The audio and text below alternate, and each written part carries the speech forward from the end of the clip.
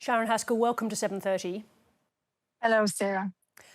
On the immediate next steps, when will the living hostages be released, and when will aid and medicines be able to flow back into Gaza? So the first thing is that the aid is flowing into Gaza. There are hundreds of trucks who are just waiting for the UN to be picked up. And so it's not about the humanitarian aid. This is about the release of the hostages in return to terrorists with blood on their hands. We really hope that during this weekend, we will already be able to hug those people who were held in the dungeons of torture of Hamas for almost 2 years, today, 2 years. We keep our excitement a little bit low because we know we deal with a terrorist organization. It's a moment of great happiness, but at the same time, it's very difficult for the Israeli public as well.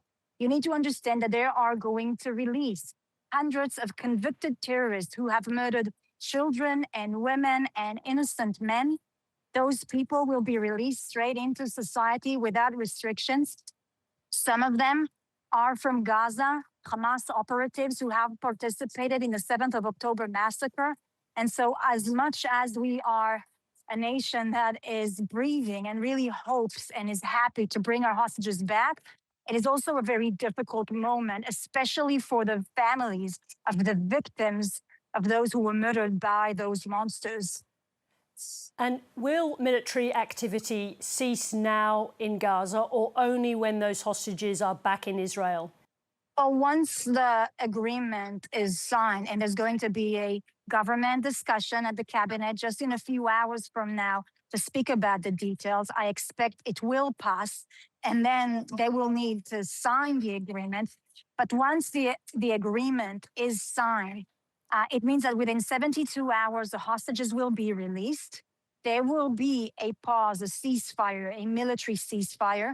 Those terrorists will be released as well, and Israel will need to withdraw a lot of its troops back. And can you just explain for our viewers where the IDF will withdraw to inside Gaza? So there were 3 lines that were drawn by President Trump. One is with the signature of the agreement. The other one is after the release of the hostages. And the third one is at the end of the agreement. I have to say, though, there were discussion in the last couple of days. Things may have changed, and we are waiting for the government meeting to get the details and the particular details about this deal, including names of terrorists, including the lines and other things that were discussed. Will Israel, once we get to the next steps, and I understand, of course, that these are very, very complicated issues, but will Israel accept Donald Trump's plan that Hamas fighters, those who are willing, are given amnesty to remain in Gaza? Well, you know, President Trump put a peace plan on the table. Israel said yes. Israel said yes entirely to this peace plan. The Arab countries, including Jordan and Qatar and Turkey, have said yes to the plan. Unfortunately, right now, Hamas hasn't agreed to all of it. There's an agreement on the first stage, which is the release of the hostages. And we are waiting to see the details and the negotiation about the second stage as well. All those details will obviously be negotiated in the next, hopefully, couple of weeks. And will Israel ever accept a position, which is the one that Hamas wants, that they continue to negotiate over the role of the IDF, the way that it withdraws? Does Israel accept that Hamas will continue to play a role in working out the future of Gaza? Look, it was agreed by not just Israel, but by the United States and also by the Arab countries, including the defenders of Hamas, Turkey and Qatar, and the Palestinian Authority itself, that Hamas cannot have any role in the future of the Palestinians, not civilianly and not military. Look, this is a reality that we live through. The fact is that if Hamas remains in power, they will commit what they've said over and over again. The same atrocities committed on the 7th of October, the rape of little girls, the burning of families alive, executing home after home. That's the reality they want to create. They do not want peace. They do not want coexistence. And that's why not just Israel, but the entire world understand that they have no role to play in the future. Does peace mean that all of the tunnel network that is run by Hamas will have to be destroyed? Well, look, it's a question because when you understand what Hamas has built, this is an underground city, a city like New York that is literally built underground. It is still very difficult for us to identify and to find all of them as well. So whether that will be achieved or not, it's not a question. What we will need to concentrate in the second phase is to see into the small details on how Israelis and Palestinians will be able to have a shared future, a coexistence, living side by side. And so we need to speak about education. We need to speak about governance. We need to speak about the extremism and how an entire population was indoctrinated to radical Islam by Hamas, and how do we step up from here into two people who are capable of living side by side. And does sorry to interrupt you, does Israel still oppose a two-state solution as the final part of this peace process? Of course. Look, this obsession with a two-state solution will not create peace and stability between the two people. Gaza is the proof for that. Gaza was an autonomy. This is a two-state solution failure that was brought on us, that was exploded in our face with the worst massacre of Jews since the Holocaust. If you plan a terrorist state to live beside Israel, this will only cause another round of war and another round of war and another round of war. Israel always wanted and only seeks for peace and stability. And for that, we need to speak about the tough question.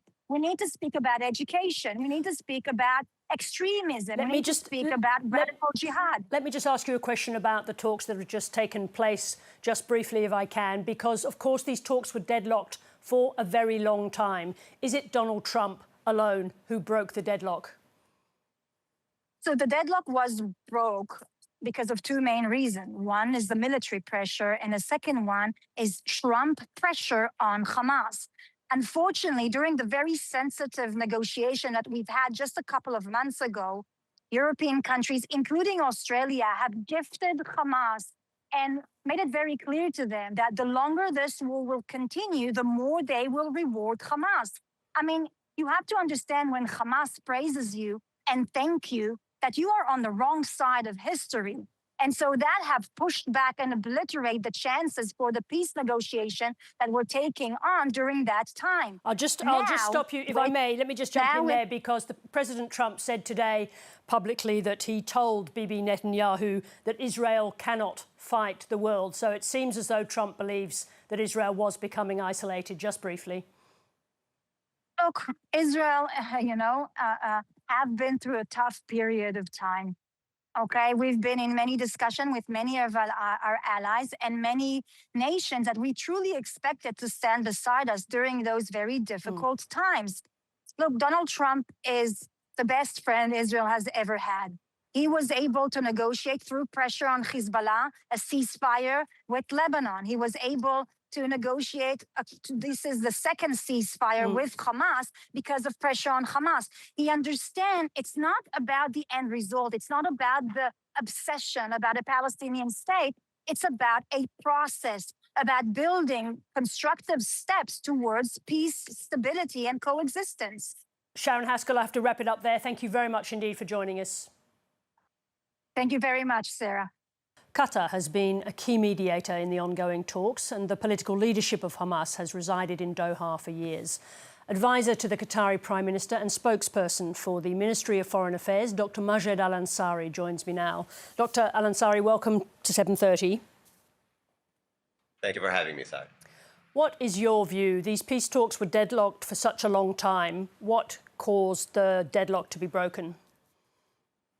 There's a trajectory, Sarah, that began with the attacks on Qatar, the grievous attacks on Qatar by Israel on the 9th of September, that showed very clearly that the Israeli Prime Minister did not want at the time for the talks to succeed. And therefore that led to the 20-point plan, which was the main topic on the meeting between the OIC and Arab Islamic leaders in New York with President Trump, where the plan was adopted. That helped us push that across the line.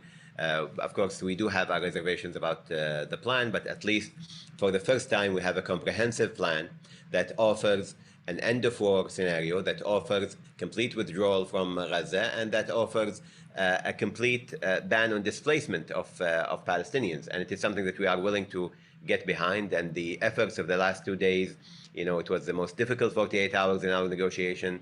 The Prime Minister flew to Sharm el-Sheikh, was embedded into the talks along with our intelligence chief and the technical teams. And thankfully, late at night, in our time here, around 1:30 a.m., we got the call that a deal was struck, and we were able to announce that, as you saw. And just briefly, for the sake of our viewers, how significant was it that President Trump appeared to force Benjamin Netanyahu to apologise to Qatar for the strike on Doha and the attempted assassination of Hamas leaders there? Sarah, the attack on our sovereignty is not something that we will be willing or we're willing to take lightly. We took this very seriously, and we have told all our interlocutors internationally, including those involved in the mediation, that we will not resume our role as mediators until we get assurances that this attack would not happen again. We get assurances that the international community and that Israel is committed not to attack Qatar, a mediator, a country that is hosting mediation, including hosting the Israeli delegation for more than 2 years here in Doha, who have resided less than 10 minutes away from the bombing site in the Ritz-Carlton. So we made it very clear, and I think that was a step that got us back into the mediation. Not only the apology, but the commitment and the assurance we have received from the United States of America through the executive order and the words of President Trump. Let's talk about what happens next. Part of this deal, along with the freeing of the prisoners from Israel and, of course, the return of the 20 hostages, is the withdrawal of the IDF to a line drawn out in Donald Trump's plan. Who supervises that withdrawal, and how quickly could you put together an Arab country force to be deployed in Gaza? Now, Sarah, this is not our first rodeo. As you know, these maps of withdrawal plans have always been a part of the discussion, the implementation of which have happened in the last 2 ceasefires, and we have always monitored this through an operations room located in Egypt. There is a secondary operation room. The primary one is in Cairo. The secondary one is in Al-Arish, which is close to Gaza. And these operation rooms are manned by people from all the mediators, from the United States, Qatar, and Egypt, and they monitor every activity on the ground and the implementation of the agreement, and they take in all the grievances from both sides and deal with them in real time. This will be the same situation right now. As you know, we have expanded our mediator list now to include Turkey as well, and other Arab and Islamic countries who will be part of this. So on the implementation front and the monitoring, I think we have a very clear system which we will be monitoring. We've been informed by the Israelis that they need 24 hours on Friday to finalize their withdrawal to the lines mentioned. And these lines, by the way, this is not withdrawing outside Gaza. It's withdrawing to a line that still keeps 65% of Gaza under IDF occupation. But on the other side of your question, obviously, we are quite, dedicated and committed to working very closely on shaping the end-of-war situation, which would include, of course, the ISF deployment, the International Stabilization Force, and the administration in Gaza. The discussions that will take place starting now will be on that side, as the discussions on the past 2 days were focused on the first stage of the agreement, which focused heavily on the hostage releases, the remains, how that would work, what is the likely timeline of the withdrawal, and these kind of things. Now the focus will be on the second stage, which will include, of course, the deployment of the ISF. Let me talk about the next stage. It is very complicated, and I know this is very, very early days. But of course, within that is the expectation that Hamas will disarm. They have not committed to a full disarmament. Does Qatar expect Hamas to carry out a full laying down of its weapons? We can make it as clear as possible. Both parties have agreed to the Trump plan. Both parties have reservations. Both parties have questions and queries about implementations. We are taking this step by step. The wording used in the plan by President Trump was decommissioning of the weapons of Hamas. I think that is a discussion that we have already had with the group in previous iteration of the talks. We have modalities on how that will succeed. We are confident that if both parties commit to the implementation, there are the practical steps in place to make sure that all of the steps, all of the 20 points are implemented seamlessly. And what about the question of amnesty? The idea is that those fighters, Hamas fighters who accept amnesty can remain in Gaza. Those who don't will look for other countries. Will Qatar take former Hamas fighters, even senior commanders who choose not to remain in Gaza? Sarah, the only reason we have the political office of Hamas here in Doha is because of our role as a mediator.